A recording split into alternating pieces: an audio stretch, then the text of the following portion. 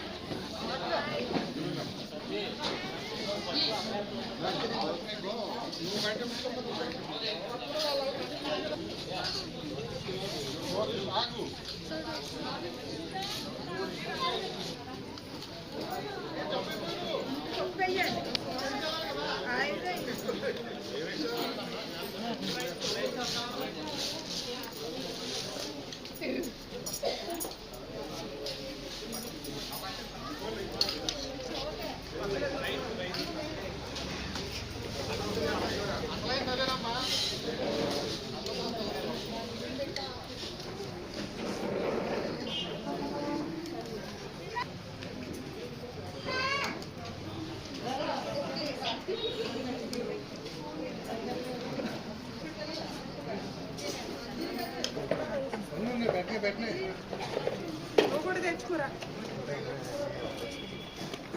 ఒక లైన్కి ఇస్తానులే.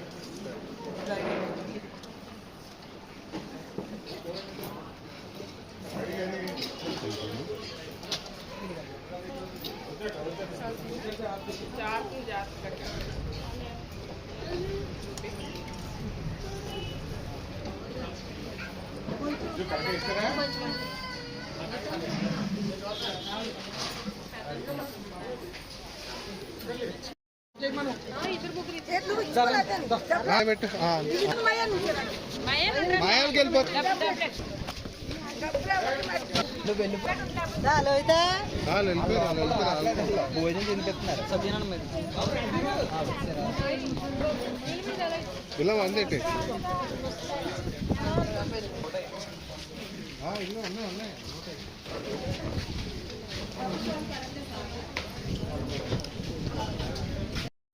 ఉన్నాయి కదా రాము పొప్పట్టు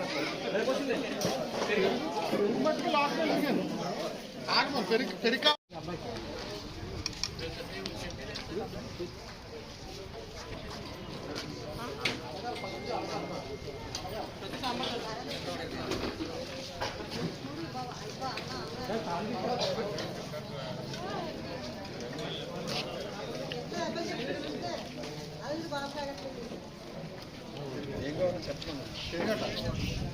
పెరుగు